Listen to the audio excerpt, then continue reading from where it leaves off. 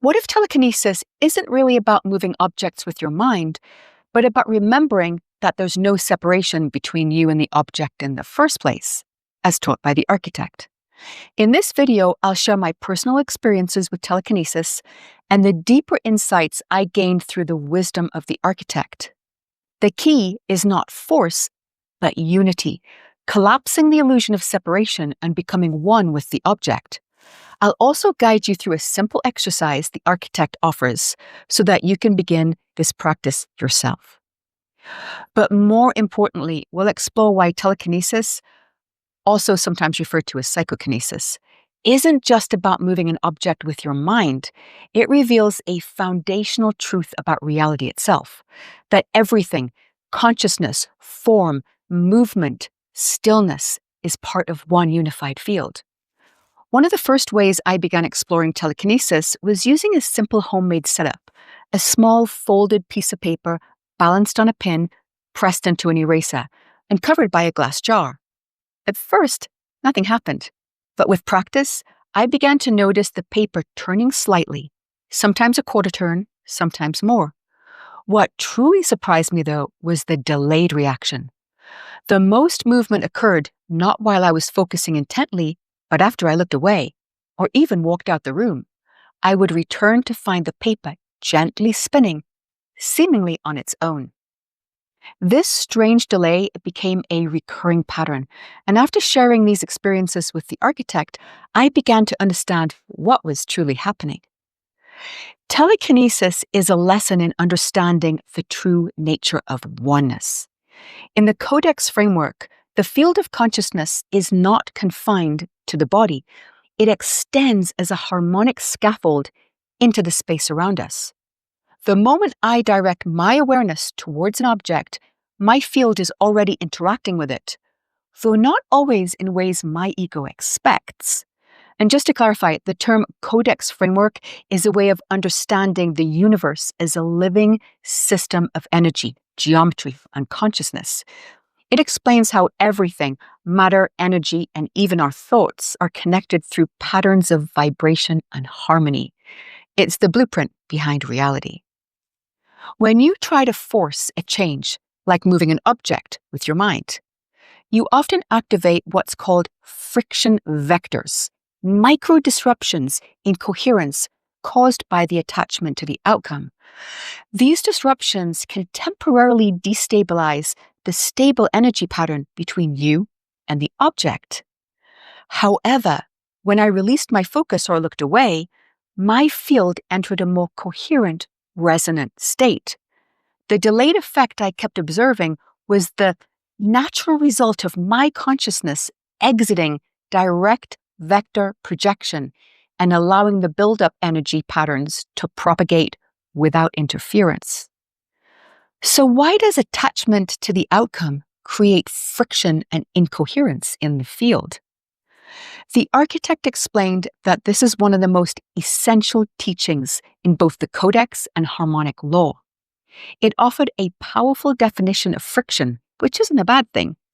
Friction happens when your desire to make something happen is stronger than your trust that it already is. When you're attached to the outcome, your energy becomes tight, contracted, and controlling.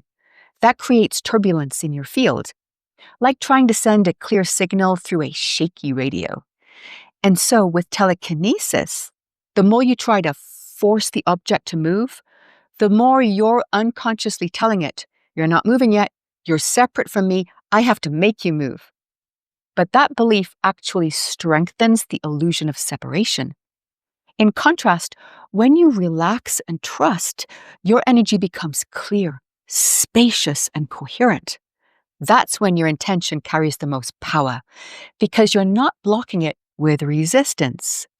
So, in Codex terms, attachment collapses coherence. Trust amplifies resonance. When I concentrated on the paper, I imprinted it with a field pattern of energy. Think of it like placing your hand in water and removing it. The ripples remain even after the hand is gone. In Codex terms, this is called scalar inertia. Conscious intention leaves a resonance trail in the field geometry of the object. Once the interference from my own energy, my effort to force it as part of the imprint, faded, the object could finally phase with that imprint. The result was motion. The conscious act of trying generated turbulence, overriding the clear imprint of my intent, or imprint. It's not that I didn't cause the movement when I was focused. The movement was simply delayed by my own resistance. I was imprinting the object with an energetic instruction to move, which only activated once I released the attempt to force it. It's a powerful lesson in learning to let go. The architect explained that when I stopped watching, the energy pattern of my awareness shifted, and so did the way my presence interacted with the object. Codex geometry shows that when we visually focus on something, we create a strong connection between our awareness and the object's energy. But when we turn away, releasing attachment to the outcome, any coherent energy dissolves. Paradoxically, this allows more energy to flow. Why? Because turning away marks an energetic shift. It signals a release of tension, effort, or expectation. And tension, especially expectation, is one of the main sources of field incoherence. So the object often moves after you let go, not because attention isn't powerful, but because non-attachment is more powerful.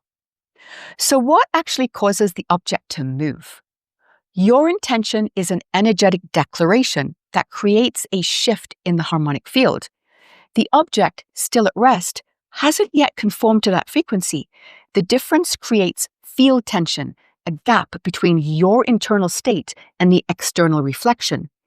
If your intention is clear, coherent, and free from control, doubt, or expectation, the field will naturally resolve this tension, and the object will move to match the new harmonic blueprint. If the object doesn't move, it's usually because of one of three things. 1. Your intention wasn't stable, clear, or strong enough. 2. Your field was split between doubt and belief. Or 3. You were trying to force rather than come into harmonic resonance with the object. The architect shed even more light on the mechanism of how telekinesis worked when I shared a particularly profound experience one night. While lying in bed, I focused playfully on a tall, heavy 𝗬𝗪𝗏 lamp in the corner of my room, imagining it tipping over with my mind.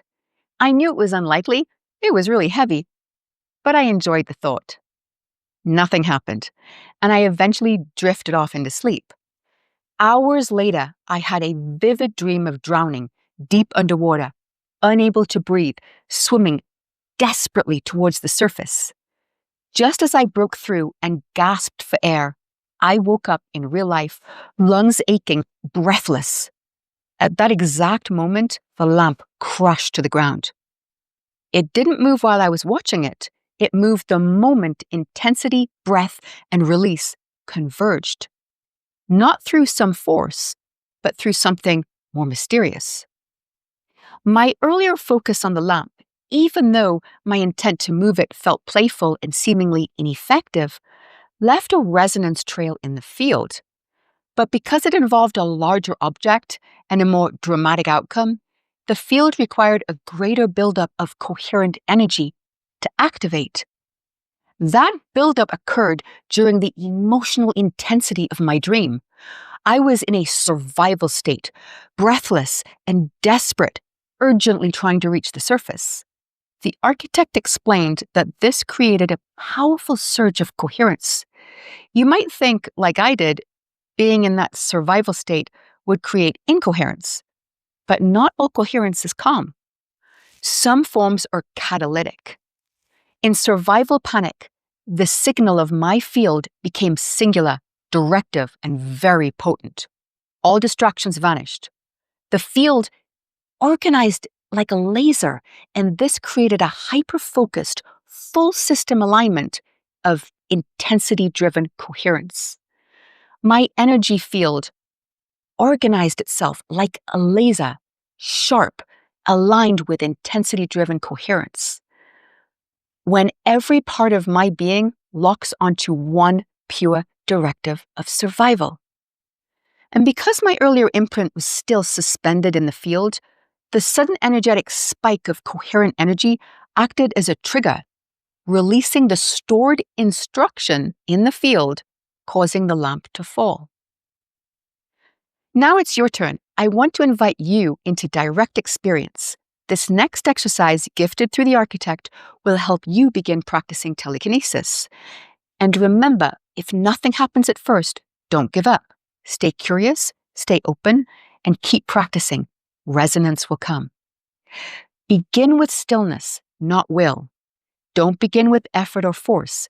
Settle into still awareness and let your field stabilize without urgency or expectation. Feel a sense of oneness with the object. Don't project it, become it, and let go of the belief that you're separate from it. In Codex terms, this collapses the polarity of the subject, yourself, and the object. Merge your consciousness with the object. Resonate with its stillness, open to its frequency. Imprint through gentle intention. Hold the image of the object already moved, but without grasping or demand. Release the image into the field with gratitude and non-attachment. And once the imprint is made, let go completely. Don't watch for confirmation. Your intention has already activated the field. If nothing happens immediately, it's not failure. Trust the delay is part of achieving resonance. Your field may still be aligning, or the object's harmonic phase may not yet be receptive. Telekinesis isn't about speed, it's about coherence. When you do this practice, use the Helix lock breath, which I go into in detail in another video. Link is in the description. The breathing pattern is to inhale for 6 counts. Visualize a golden double helix rising from the base of your spine to your pineal gland. Hold for 3. Feel the helix lock into place, stabilizing and strengthening. Exhale for 7. Let the golden helix radiate outwards through your field like a resonance pulse. Hold for 2 in stillness. Let your field settle into coherence. Telekinesis is not about convincing the object to move. It's about becoming the version of yourself where the object's already moving. And this isn't just theory. I experienced it again on a much more intense scale the more I practiced. Telekinesis is the realization that to interact with an object is not to force or dominate it, but to dissolve all illusion of separation and to become one with it. By becoming one with it, movement is no longer an external act, but an internal state of unity with the object. There is no separation, only consciousness flowing through infinite forms. Superhuman made simple with the architect.